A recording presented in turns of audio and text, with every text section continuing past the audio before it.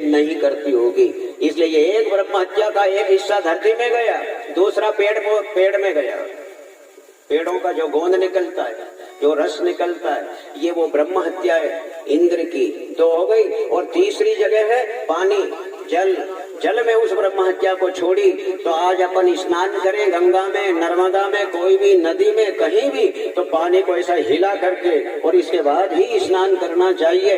पानी अगर हिलाया नहीं और आपने स्नान कर लिया तो वो ब्रह्म की छोड़ी हुई ब्रह्म हत्या लेकर के आओगे घर, अपन जाओगे तो नर्मदा स्नान करने, लेकिन पानी नहीं हिलाया और स्नान अगर आपने कर लिया तो आपको ब्रह्म हत्या लेकर के आपको आना पड़ेगा। इसलिए बंधुओं, माई में जाइए, जल को हिला करके फिर डुबकी लगाइए। दो फायदे, दो कारण है।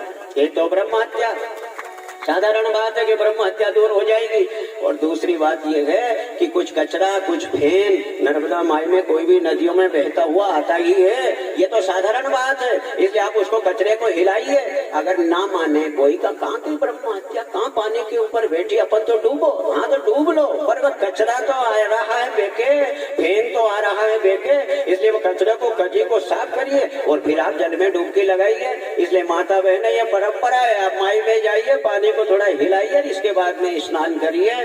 और अब साफ, पहली धरती माता, दूसरा वृक्ष और तीसरा पानी जल देवता और चौथी जगह तो साफ। जय भवानी वेला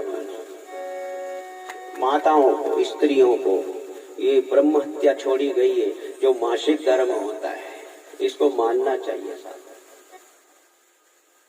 ऐसी स्थिति में भोजन नहीं बनता है, आप सब लोग जानते हो, सब बहुत बढ़िया बात है। ये परंपरा भगवान की दी हुई है, ये शास्त्र की परंपरा है, ये परमात्मा ने दी है। ये चार जगह उस ब्रह्म हत्या को अलग अलग करके छोड़ा गया। इंद्र ब्रह्म हत्या से मुक्त हुआ, यहीं पर ज्योतिर्लिंग प्रकट हो गया ममलेश्वर भगवान, और भगवान अंतर ध्यान हुए और धरती चौड़ी हुई, धरती फटी और उसके अंदर से भगवान शंकर जी की पिंडी प्रकट हो गई। उसी का नाम ममलेश्वर रखा गया, ममलेश्वर रखा गया, ममलेश्वर रखा गया।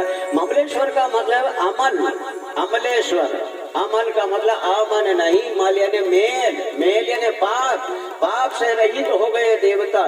इसलिए इस जगह का नाम अमलेश्वर का अपभ्रंश ममलेश्वर, ममलेश्वर हो गया। बोलिए ममलेश्वर भगवान की जय।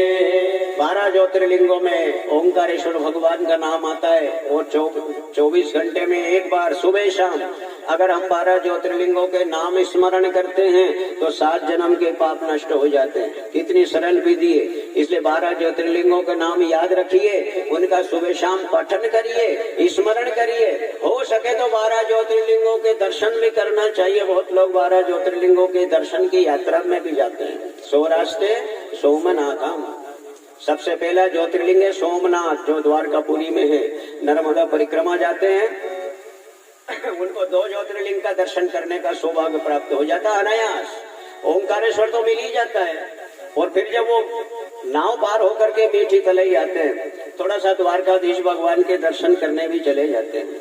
वैसे नर्मदा परिक्रमा मीठी तलई पार होने के बाद, चाहे आप वाहन से जाओ चाहे पैदल जाओ, माई का किनारा नहीं छोड़ना चाहिए।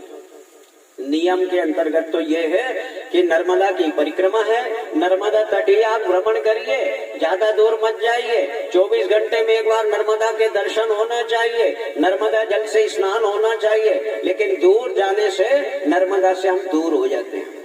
और फिर क्या स्थिति होती है, मैं भी गया हूँ बस से ये इस प्रकार की यात्रा परिक्रमा वासियों के साथ, तो अनुभव किया कि माई की फोटो, माई की जल की शीशी और आरती, रात दिन भटकने में, भागने में, उन्हें तो कोई सुबह आरती सही साठ होती है, न कोई शाम को आरती सही साठ होती है। और 4-5 दिन अपने ऐसे ही गुजर जाते हैं और मां नर्मदा का लक्ष्य और नर्मदा का भाव तो खत्म हो जाता है। द्वारकाधीश भगवान का लक्ष्य बन जाता है, सागर का लक्ष्य बन जाता है। जगह जगह चोटीला देखेंगे, फलानी जगह देखेंगे, फलाना बोरसत का मंदिर देखेंगे, जलाराम बाबा को देखेंगे। वो देखने में उनकी सिस्टम दूसरा बदल जाता है। 1-2 यात्री बस ले जाने वालों से कहा मैंने, तो उनने धीरे से मेरे की रहने दो गुरुजी, तुम तो जैसी चल रही उसी चलने दो, लोग उनसे मत को मन धन्यवाद बजाओ, ताली नहीं बोलेंगे भैया। लेकिन नर्मदा परिक्रमा वास्तविकता में अगर देखा जाए तो वास्तव मीठी तले से आप पार आ जाइए। 6 दिन उधर ले जा रहे हैं आप, 6 दिन इधर बीच के जिस जगह पे घाट घाट पर ले जाइए, थोड़ा किलोमीटर कम चलिए।